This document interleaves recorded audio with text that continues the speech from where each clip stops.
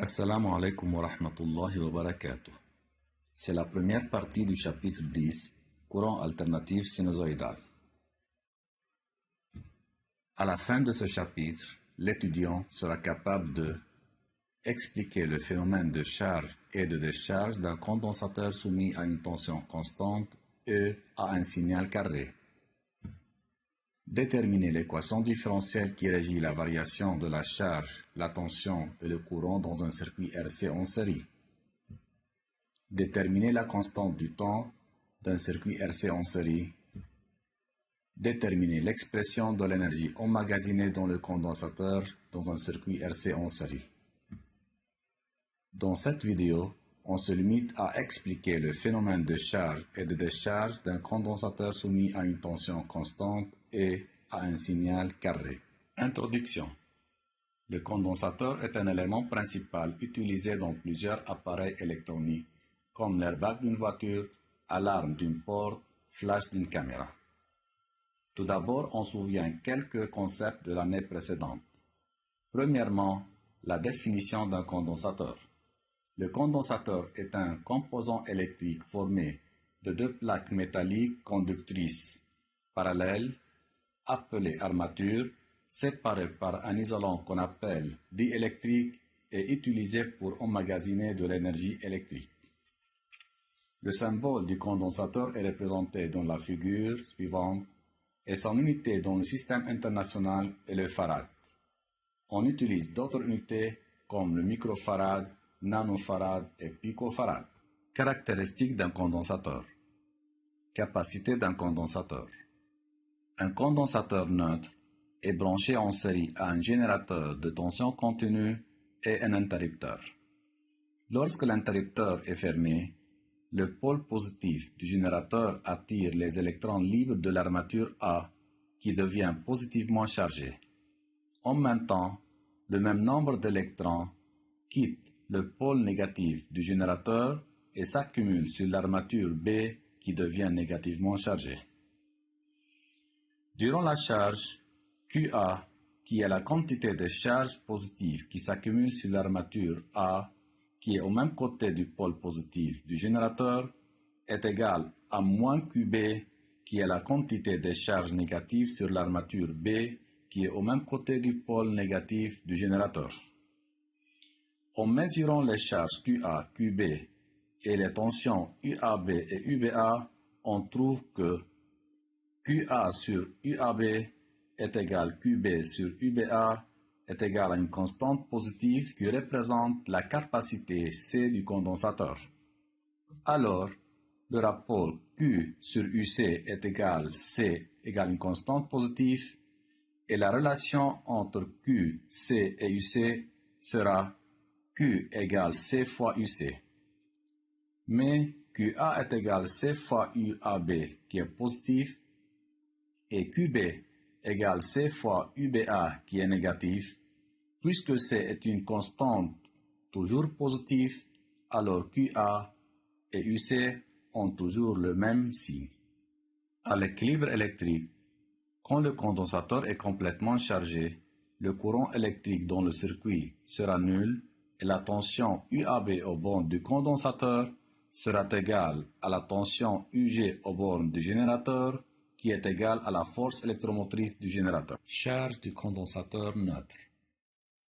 Regardez la vidéo suivante. Le circuit suivant est formé d'un conducteur ohmique en série avec un condensateur et un générateur de tension continue power supply. Le pôle positif du générateur est lié à l'une des bornes du conducteur ohmique et le pôle négatif du générateur est lié à la borne négative du condensateur. Faites attention à la polarité du condensateur. On utilise un oscilloscope pour visualiser et mesurer la tension UC aux bornes du condensateur. C'est pour cela qu'on branche la phase de la voie 1 de l'oscilloscope au côté positif du condensateur et la masse de l'oscilloscope au côté négatif du condensateur. En fonction du générateur, on observe, d'après l'oscillogramme, que le condensateur se charge et la tension entre ses bords augmente et le condensateur sera complètement chargé au bout de 5 divisions de l'écran de l'oscilloscope. Charge et décharge d'un condensateur neutre. On commence par la charge d'un condensateur neutre, déjà vu dans la vidéo précédente. Le circuit suivant est utilisé pour étudier la charge et la décharge d'un condensateur. Quand l'interrupteur K est sur la position 1, le condensateur est en phase de charge et la tension UC aux bornes du condensateur augmente exponentiellement avec le temps comme indique la figure.